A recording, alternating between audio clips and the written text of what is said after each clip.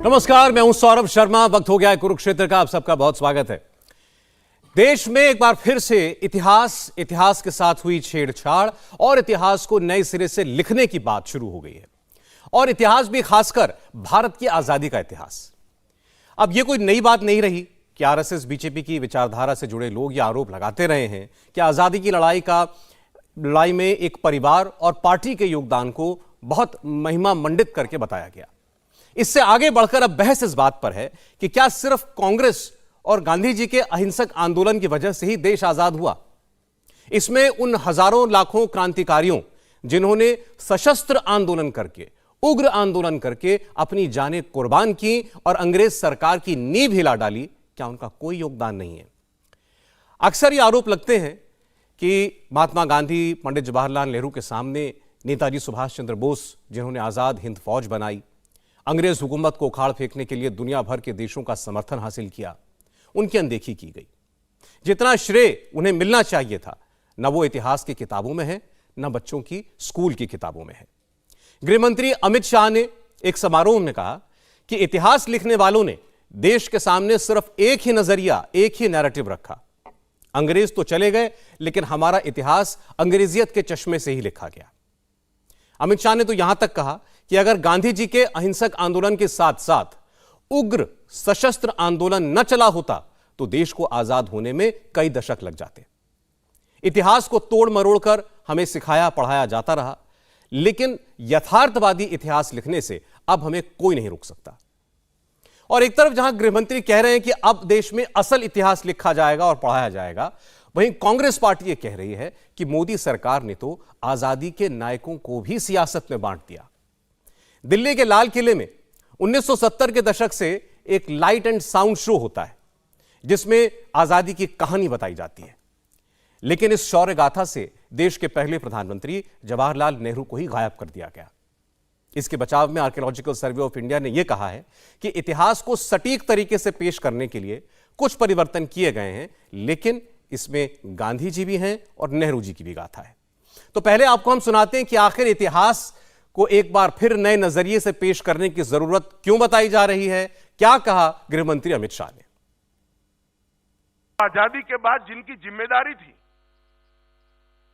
हमारे इतिहास को हमारे दृष्टिकोण से लिखने की, आजादी के बाद जिनकी जिम्मेदारी थी कि हमारे स्वतंत्रता आंदोलन को भारतीय दृष्टिकोण से मूल्यांकन करके युवा बच्चों के सामने रखने की, मुझे लगता है इसमें कहीं ना कहीं चूक हुई।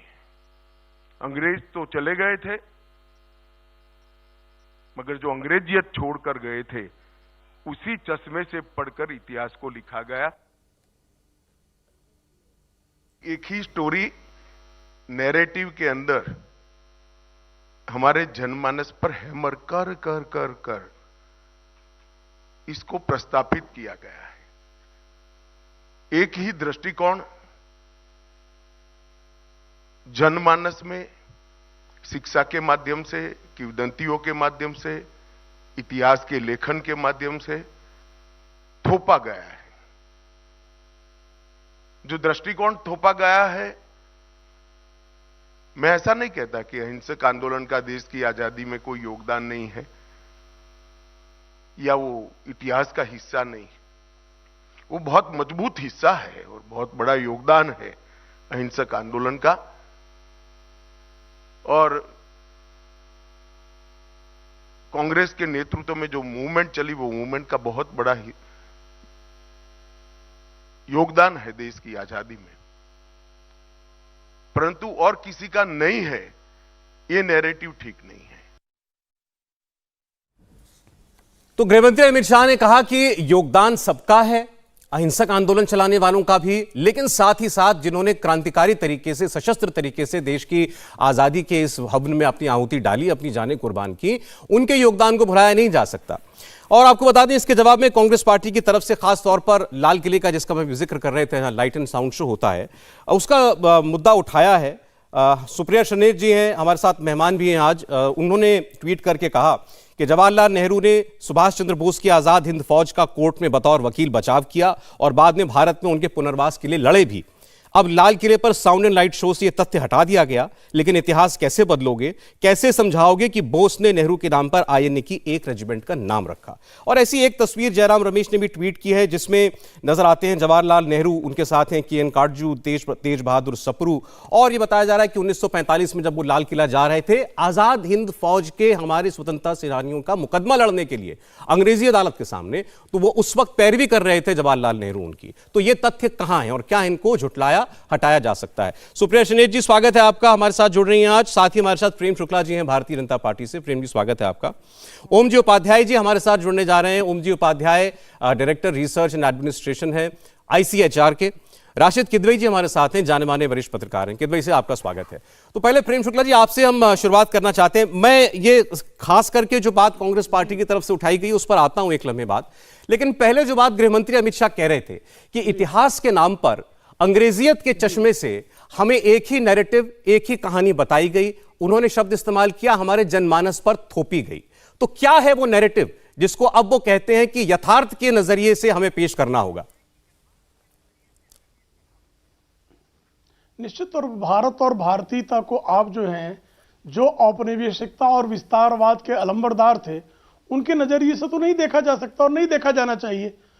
विश्व के किसी भी देश में, क्या अमेरिका का इतिहास ब्रिटेन के नजरिए से लिखा गया है? क्या चीन का इतिहास ब्रिटेन के नजरिए से लिखा गया है? यह संभव है क्या? तो उसी तरह से भारत का इतिहास जो है वो अंग्रेजों और मुगलों के नजरिए से नहीं लिखा जा सकता, विस्तारवादी साम्राज्यवादियों के नजरिए से नहीं लिखा जा सकता। आप आपको तय करना पड़ेगा कि अकबर महान था कि राणा प्रताप महान थे। आप मान सिंह को महान मानते हैं कि राणा प्रताप को महान मानते हैं? आप छत्रपति शिवाजी को महान मानते हैं कि औरंगजेब को महान मानते हैं? यह तय करना पड़ेगा आपको। और उसी दृष्टि से आप वीर सावरकर ने जब तक 1857 की क्रांति को क्रांति नहीं कहा था, तब तक तमाम लोग अंग्रेजों के इशारे पर उसको सिपॉइज म्यूटिनी, सिपाहियों की बगावत ही कहते थे। लेकिन जब वीर सावरकर ने उसको सिद्ध किया कि यह प्रथम स्वतंत्रता संग्राम था, तो उसके बाद उसकी स्वतंत्रता संग्राम के रूप में स्थापना हुई। लेकिन वीर सावरकर के बारे में ही अभद्र टिप्पणियां करना, उनको बदनाम करना, माफी वीरों के द्वारा बदनाम करना, ये हो रहा है कि नहीं हो रहा है इस देश में? ऐसे में इस देश के प्राचीन इतिहास को, मध्यकाल के इतिहास को और स्वतंत्रता के बाद के इतिहास को अगर भारत की दृष्टि से, भारतीयता की दृष्टि से रखे जाने की बात आदरणीय गृह मंत्री अमित शाह जी कर रहे हैं, तो इस पर आपत्ति किसी को क्यों होनी चाहिए? उस इतिहास में क्या पंडित जवाहरलाल नेहरू का कोई योगदान नहीं है? क्या उनके लिए कोई फुटनोट भी नहीं है? अभी आरोप लगा कि कहानी सुनाई जाती है लाल किले के अंदर कैसे देश आजाद हुआ, उसमें से नेहरू जी का ही जितना पार्ट था वो हटा दिया गया।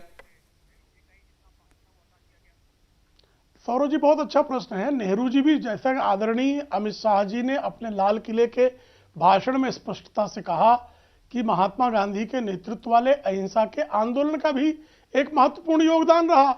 और जब महात्मा गांधी के अहिंसक आंदोलन की बात आती है तो गांधी के नेतृत्व को स्वीकारने वाले नेहरू जी की बात आ ही जाती है।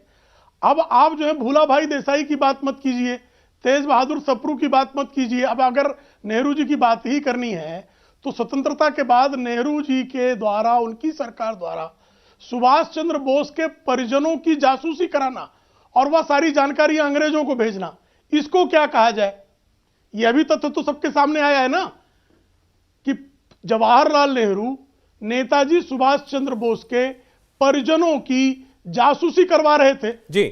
तो इस इतिहास को क्या लाल किले पे दिखाया जाए? अगर हम केवल देखिए, अभी हम केवल बात कर रहे हैं, आपने भी कहा हम बात कर रहे हैं भारत की आजादी की लड़ाई के इतिहास की, हम बात कर रहे हैं भारत के मध्यकालीन और प्राचीन इतिहास की बात कर रहे हैं। मैं केवल एक आपसे छोटी सी बात पूछता हूं, फिर आगे बढ़ता हूं मैं। मुझे बताएं, जवाहरलाल नेहरू इस देश की आजादी की लड़ाई के एक नायक है या नहीं है? बस इतनी सी बात है। नहीं, निश्चित तौर पर तमाम नायकों में एक नायक वो भी है, लेकिन उनके गुण दोष का, जैसे आप वीर सावरकर के गुण दोष का गुणानुवाद करते हैं, वैसे नेहरू जी के गुण दोष का भी गुणानुवाद करना पड़ेगा कि उनसे पूछना पड़ेगा कि आप नेताजी सुभाष चंद्र बोस के परिजनों की जासूसी अंग्रेजों के लिए क्यों करवा रहे थे? इसका उत्तर कांग्रेस ने देना चाहिए। सुप्रिया जी के पास में जाना चाहता हूं। देखिए, आप जो कह रहे हैं और जो गृहमंत्री के शब्द थे, उन्होंने कहा कि अब यथार्थवादी इतिहास लिखने का वक्त है। कोई एक तरफा नजरिया नहीं, केवल एक ही नैरेटिव नहीं, जो जैसा है वैसे ही रखा जाएगा। सुप्रिया जी।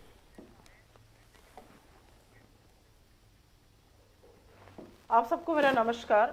मैं सबसे पहले तो एक बात कहना चाहती हूँ और वो बात बहुत जरूरी है क्योंकि लोग समझे कि इतिहास क्या है। और हम और आप जो बात कर रहे हैं, जो आज का नैरेटिव है, ये कल का इतिहास बनेगा। इतिहास रीराइट नहीं किया जाता है, इतिहास को बदला नहीं जाता, इतिहास को बदलना आसान भी नहीं है, इतिहास बनाना पड़ता है। और महापुरुषों ने, वीरांगनाओं ने इस देश में इतिहास बनाने का काम किया है और लकीर इतनी लंबी खींच दी है, चाहे वो नेहरू हो चाहे वो गांधी हो, कि उस लकीर के करीब भी नहीं पहुंच सकते हैं भाजपा या संघ के लोग जो उनके उपलब्धियों को मिटाना चाहते हैं। आज ये पहली बार नहीं है, ये पहली बार नहीं है कि इस देश में गांधी को गाली दी जाएगी और इस देश के बाहर जाकर प्रधानमंत्री मोदी या कोई भी वैधता पाने के लिए गांधी के आगे ही सर झुकाएगा। यह पहली बार नहीं है कि गोडसे के उपासकों के साथ खड़ा रहा जाएगा और पाठ विश्व हमारे प्रधानमंत्री को खुली सभा में गांधी का पढ़ाता है। ये लोकतंत्र की आत्मा वाले लोग हैं, चाहे गांधी हो, चाहे नेहरू हो, चाहे पटेल हो, चाहे भगत सिंह हो, चाहे बाबा साहब हो। इनकी मुकाबला करना किसकी और कहां की बात है। मैं इतिहास की स्टूडेंट रही हूं, एमए इन हिस्ट्री किया है मैंने, और मैं आपको एक बात बता दूं यहां पर कि हिस्ट्री व्हाट्सएप और फेसबुक पर नहीं आती है, क्योंकि जिस हिस्ट्री का जिक्र यहां पर किया जा रहा है वो व्हाट्सएप और फेसबुक की हिस्ट्री है। कोई जासूसी कभी नहीं कराई थी।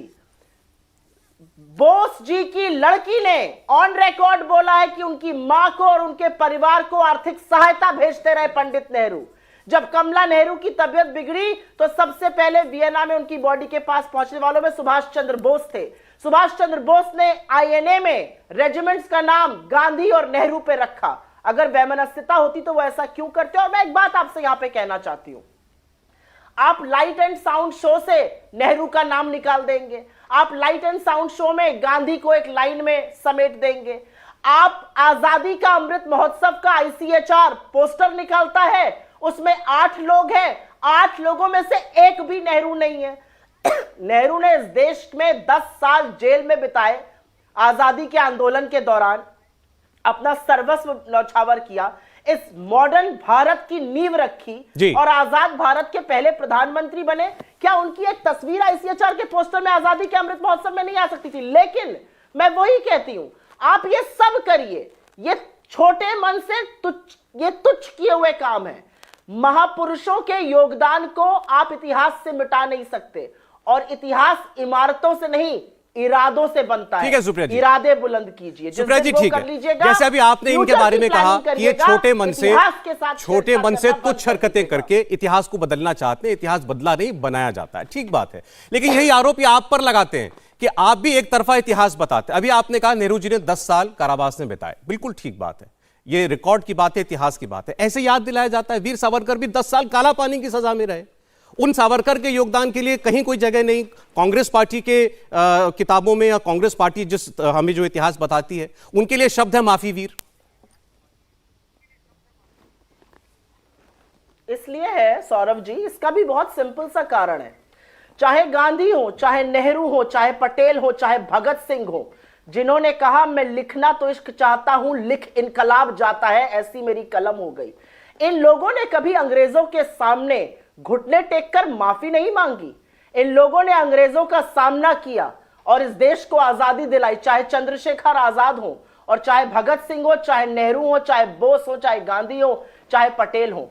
आप 6 महीने के अंदर जेल पहुंचते ही अगर 8 माफी के पत्र, प्रोडिजल सन, आई शैल रिटर्न टू द प्रोडिजल मदर, मैं जिंदगी भर आपकी खुशामदीद करूंगा और कभी भी आजादी के आंदोलन का पार्ट नहीं बनूंगा, जो उन्होंने करके दिखाया निकलने के बाद। ठीक है, 1911 के पहले के सावरकर और 1911 के बाद के सावरकर का कोई रोल नहीं है आजादी के आंदोलन में, तो ये बोला जाएगा। मैं तो एक सवाल, एक छोटा सा सवाल और है इसी पर आपसे। अगर वीर सावरकर, अगर सावरकर आरएसएस और आज भारतीय जनता पार्टी के प्रेरणा स्रोत ना होते, अगर सावरकर देश में हिंदुत्व की बात करने वाले, हिंदुत्व के पुरोधा ना होते, तब भी वो माफी वीर ही रहते, या तब वो हो जाते आजादी के अनेक नायकों में से एक नायक?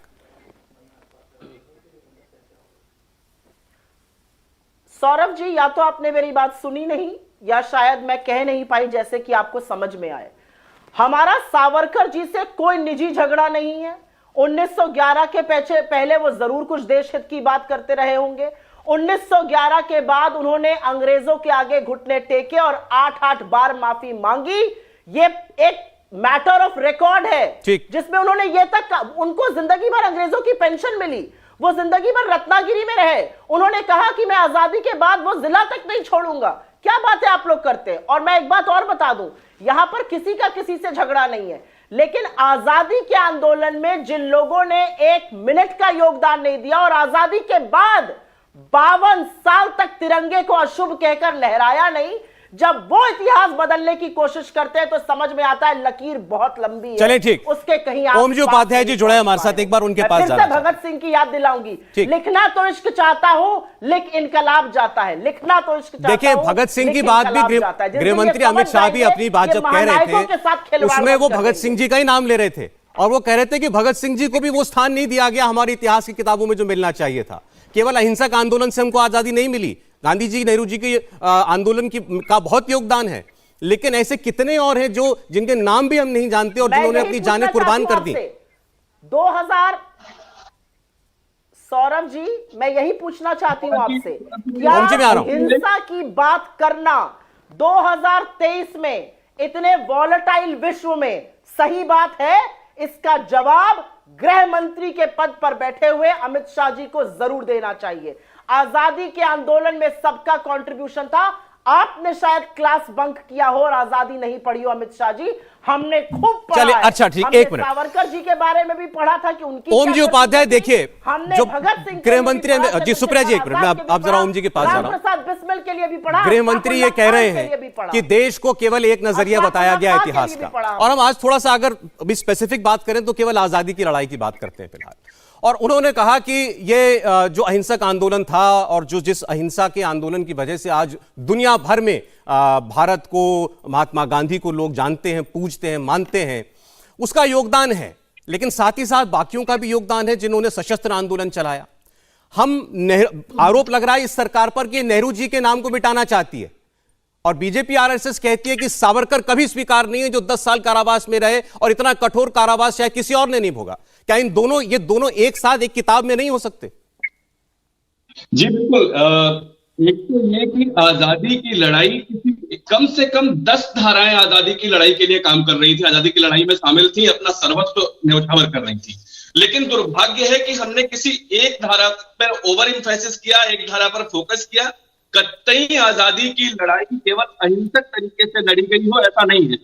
जिस लड़ाई में आप केवल 1857 कहा जाता है कि स्वाधीनता संघर्ष था, उसके पहले 250 कम से कम 139 तो पूरी तरह से निकाल पे है। 1757 के बाद से या सन्यासी जब क्रांति कर रहे हैं तब से देख लीजिए किस तरह का बलिदान किया गया है। 1857 में केवल 4 लाख लोग शहीद होते हैं। तो जी केवल दिल्ली एनसीआर में जब उस समय दिल्ली की जनसंख्या 1,54,000 थी, 27,000 लोग मार दिए जाते हैं। कोई शायद यहाँ का पेड़ नहीं बचा रहा हो जिससे 2-4 लाशें न लटकाई गई। तब से लेके आप आइए, क्रांतिकारी राष्ट्रवाद जो है वो हमारे नई पीढ़ी को निश्चित रूप से जानना चाहिए। उसका देश के प्रति प्रेम किस बढ़ जाएगा जिस अपने क्रांतिवीरों को देखेगा कि किस तरह से अपना सब कुछ लुटाने के लिए, कवर करने के लिए वो तैयार थे। लेकिन दुर्भाग्य से जो आजादी की लड़ाई का इतिहास लेखन हुआ वो एकांगी हुआ, असंतुलित हुआ, विकृत तरीके से हुआ। इसको स्वीकार करना चाहिए जिसका जितना योगदान। ओम जी ये बताएं, क्योंकि देखिए एक कार्यक्रम के अंदर हम बहुत डिटेल डिस्कशन तो नहीं कर सकते, तो मैं आपसे स्पेसिफिक बात पूछता हूं, जो बात जिस पर आरोप लग रहे हैं। हमें जो इतिहास पढ़ाया गया उसमें से क्या छोड़ा गया, क्या ओमिट किया गया और क्या चीज ऐसी थी जो कि जरूरत से ज्यादा बढ़ा चढ़ाकर हमें बताई गई?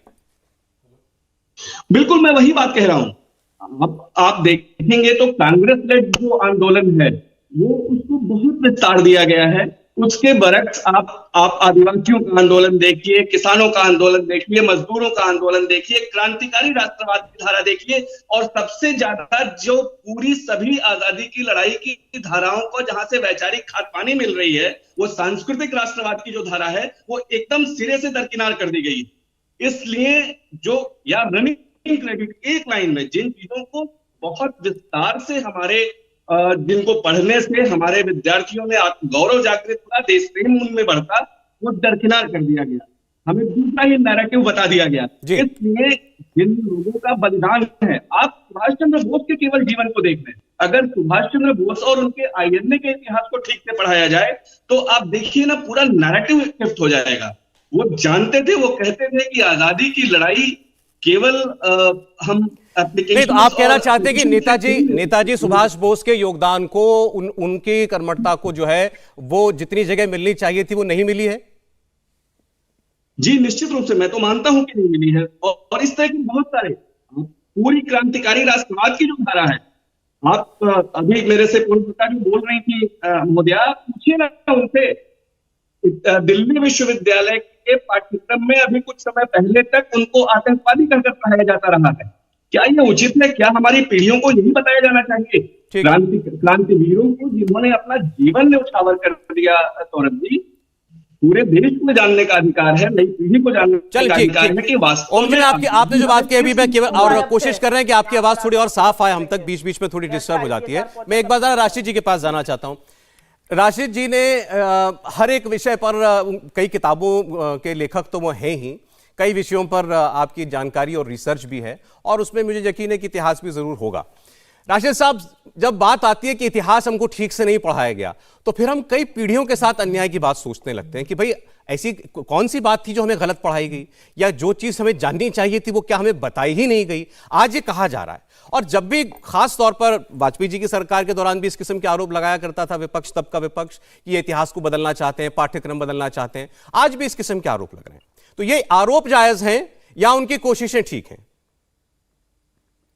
सौरभ जी देखिए, सबसे बड़ी बात नरसिम्हा राव ने किताब में लिखा था कि man when in power has always tried to change the face of God.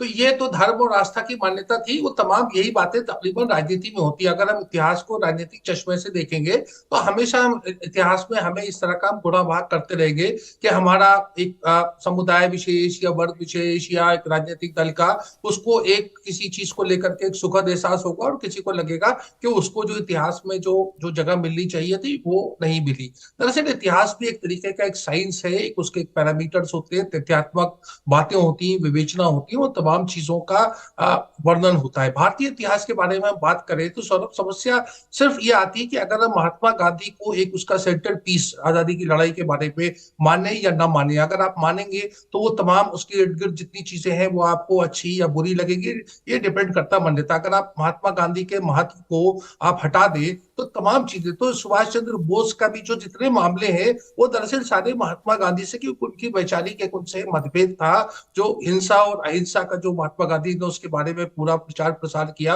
और दुनिया ने उसको समझा, उस चश्मे से बहुत सी चीजों को डिफाइन किया गया। और उसमें ही ये बात आती है कि कौन आतंकी उस समय के बारे में कहा जाता है कि जो भी अहिंसा को नहीं मानता था उसको गांधी जी ने दूसरे तरीके से उसको बताया, या उसको देशवासियों को उसके तौर पे ज़हनी तौर पे तैयार किया गया। तो ये है, और इसको देखिए हमें सोर्स बहुत सारे हैं और सोर्स सारे तथ्यात्मक है। अंग्रेजियत कहना मुझे लगता है कि ये उसके साथ एक अन्याय है, क्योंकि अंग्रेजों की बात नहीं, आज ऑक्सफोर्ड और कैम्ब्रिज में बहुत सारे ऐसे जो ज्ञान के खजाने मौजूद है जिसको पढ़ के कोई भी आदमी अपने हिसाब से वो इतिहास लिखा जा सकता है। जो भी इतिहास लिखा जा रहा है, जो भी सावरकर के बारे में, दीनदयाल उपाध्याय के बारे में, बहुत से लोगों के बारे में जिन्हें हम राइट विंग हिंदू आइकॉन्स कहते हैं, उनके बारे में जो इतिहास लिखा जा रहा है उसके सोर्स भी बहुत सारे आपको अच्छी अच्छी लाइब्रेरी या विश्वविद्यालय में मिल रहे हैं। ये एक राजनीतिक चश्मे से प्रहार करना मुझे लगता है ये ठीक नहीं है, और इसकी कोई रेलेवेंस भी नहीं है।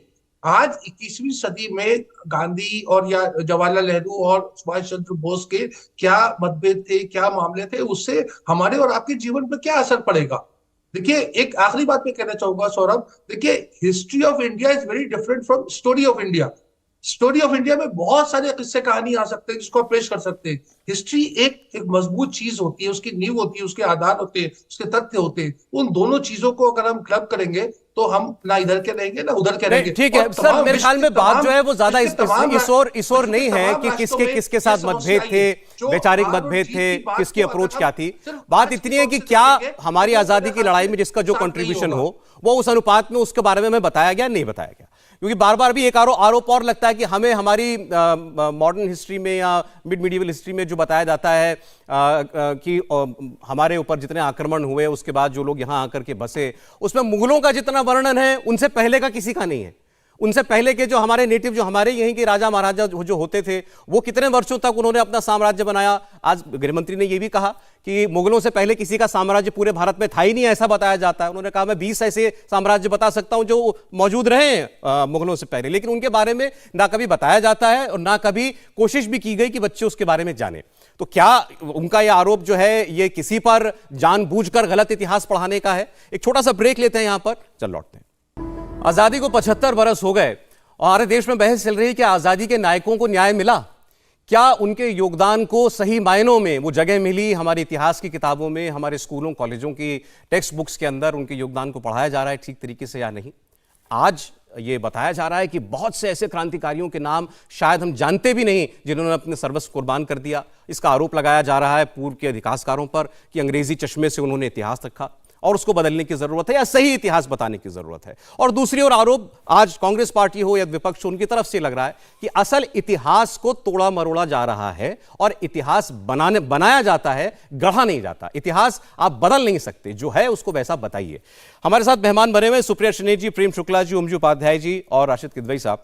एक स्टेटमेंट उन्हीं के बयान में गृहमंत्री अमित शाह जी के उस भाषण में यह भी था, प्रेम शुक्ला जी, कि स्वतंत्रता हमें अनुदान के रूप में नहीं मिली है, ये लाखों लोगों के बलिदान और उनका खून बहाने के बाद हमें हासिल हुई है। तो ये हमें अनुदान में नहीं मिली है, ये बात क्यों कहनी पड़ रही है? क्या ये कहना चाहते हैं कि जो ये बताया जाता है कि हमारी आजादी की लड़ाई दुनिया में सबसे अनूठी थी क्योंकि हम अहिंसक तरीके से लड़े? महात्मा गांधी का अहिंसा का सिद्धांत जो है उसने क्रांति ला करके दिखाई, तो वो अंग्रेजों का अनुदान था जिसके स्वरूप हमको आजादी दी गई। उसमें गांधी जी के आंदोलन का, अहिंसक आंदोलन का कोई रोल नहीं था।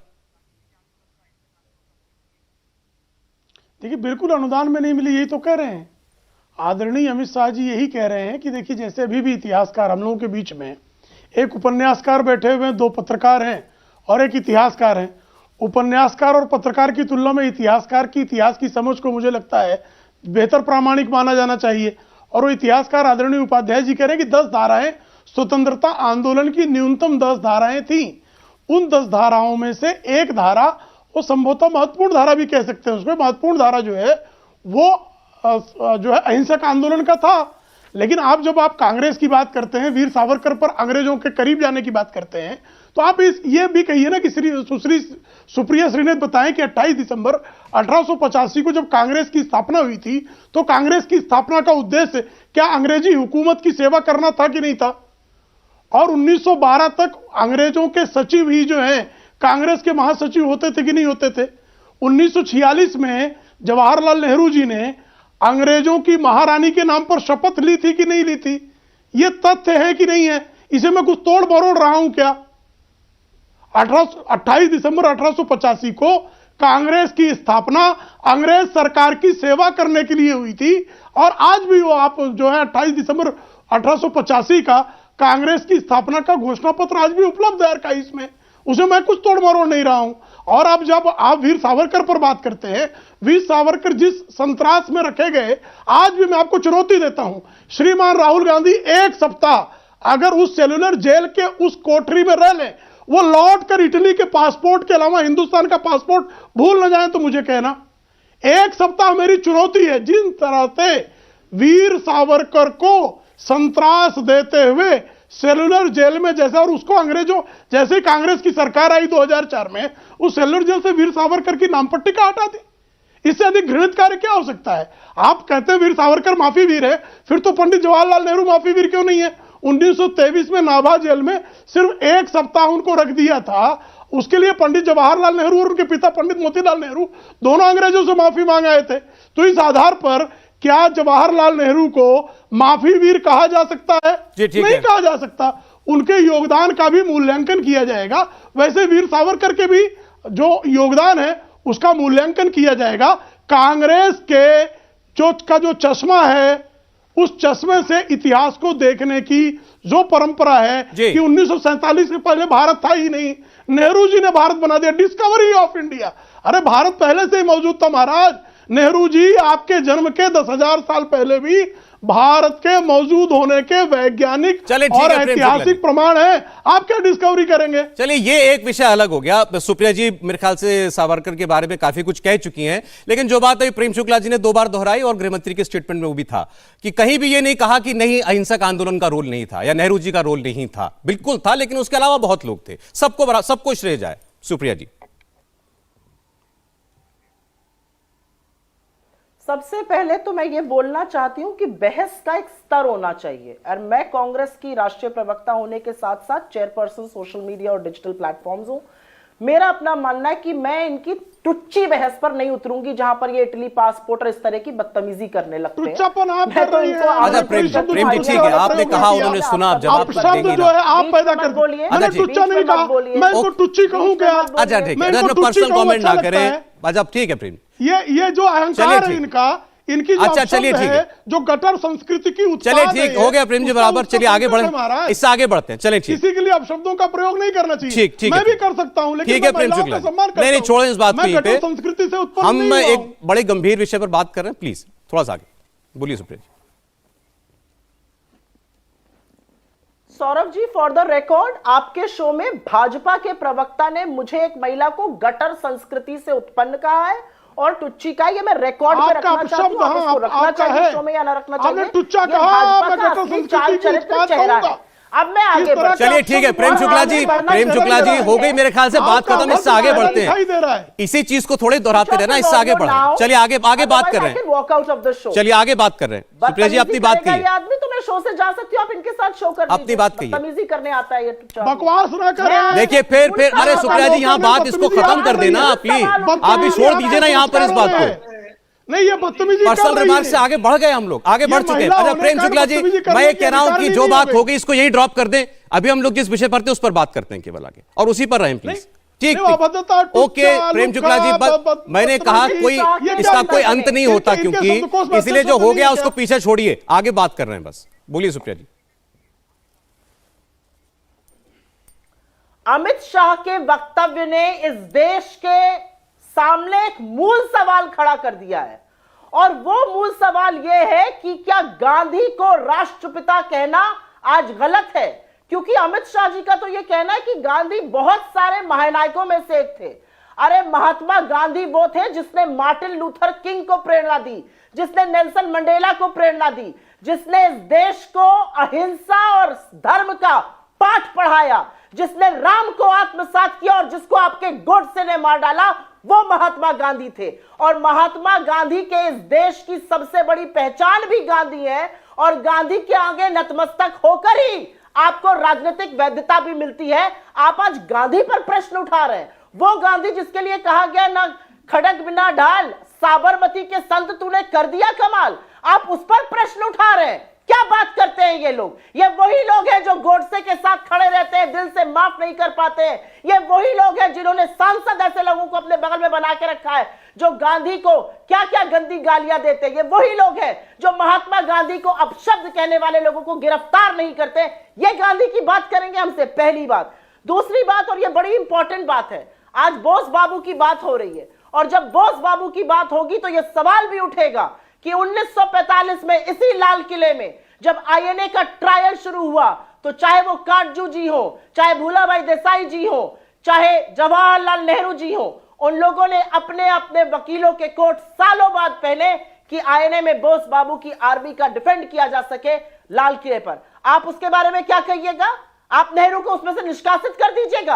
आप नेहरू पे बात करिएगा? क्या बात कर सकते हैं आप नेहरू पे? सुप्रिया जी एक सेकंड के लिए बस देखिए, अभी तक ये बातें इनकी ओर से और आपकी ओर से जवाहरलाल नेहरू जी को लेकर के तो हमने सुनी है। सौरभ जी, आपने बहुत लंबी बात सुनी, मुझे बार बार बीच में टोका गया। नो सौरभ, कोई टोक नहीं रहा मैम, आपको बीच में आपसे एक सवाल भी नहीं कर सकता क्या? गलत बात है, कोई टोक नहीं रहा है, अपनी बात आप कह ही रही हैं। Just saying a simple thing, please let me finish. Okay, जब 200 साल की ब्रिटिश हुकूमत के बाद देश आजाद हुआ तो पंडित नेहरू ने ये नहीं कहा कि अंग्रेजी हुकूमत थी मैं क्या करूं।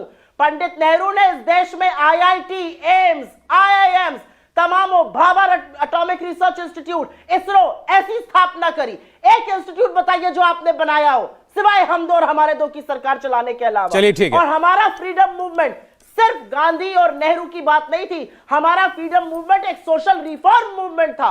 हरिजन की बात करी गई, अछूत के खिलाफ बोला गया, सती प्रथा को खिलाफत करी गई। कहां थे ये लोग जब ये सब हो रहा था? ये लोग उसकी पैरवी करते थे, उसके खिलाफ खड़े रहते थे। ऐसे लोग हैं ये।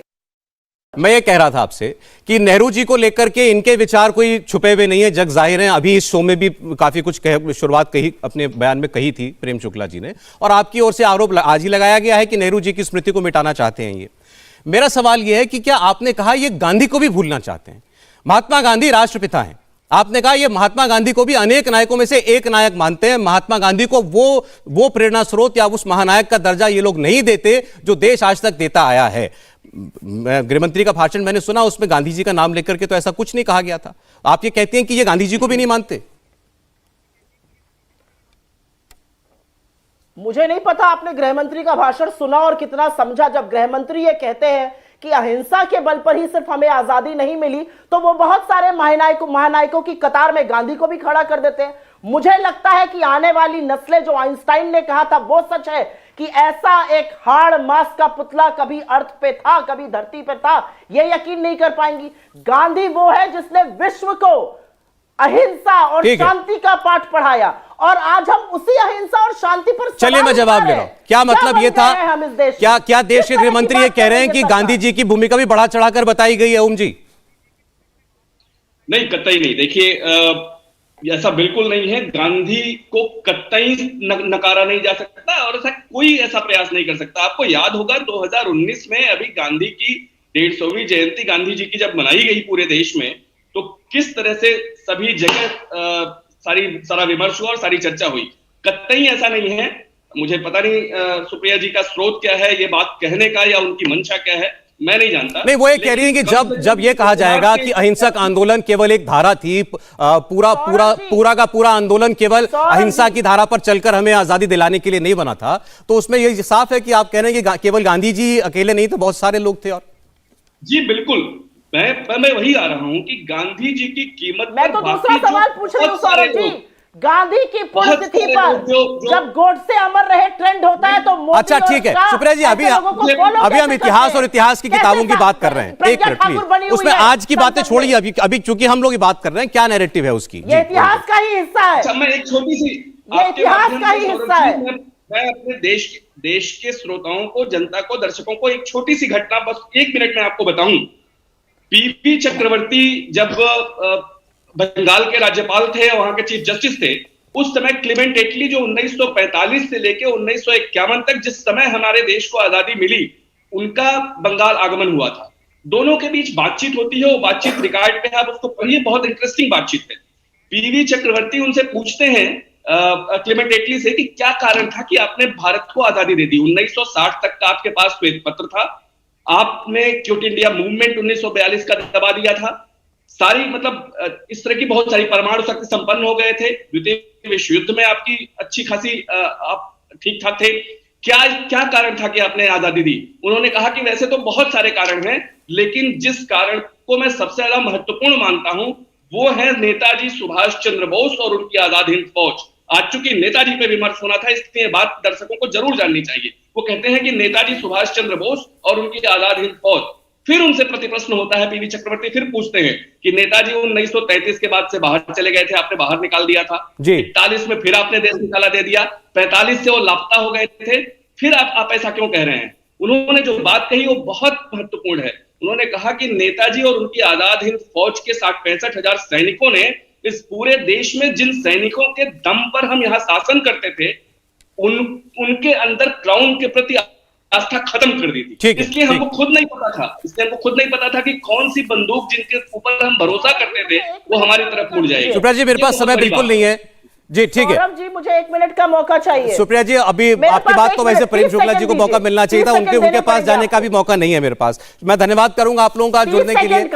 देख, समय बिल्कुल नहीं, मौका दीजिए, समय बिल्कुल नहीं है सुप्रिया जी, इसी में चला था गया समय। बहुत धन्यवाद आप लोगों का, सुप्रिया जी, प्रेम जी, ओम जी और राशिद साहब। इतिहास को लेकर के बहस हो, हमारे देश में नहीं और देशों में भी होती है, और कोई भी बहस बुरी नहीं होती। जब तक उसमें तथ्यों पर बात की जाए, उसमें आराम से रिसर्च रखी जाए सामने, और अगर कहीं इतिहास बताने में, लिखने में और पढ़ाने में कहीं त्रुटि हुई है तो उसको ठीक करना भी उस वक्त के निजाम का फर्ज है। लेकिन इसके आड़े राजनीति नहीं आनी चाहिए, न सरकार की और न विपक्ष की। कुरुक्षेत्र में आज की बस यहीं तक। इंडिया टीवी हर वक्त हर जगह डाउनलोड करने के लिए सर्च करें India TV news Google play store या ऐप स्टोर पर।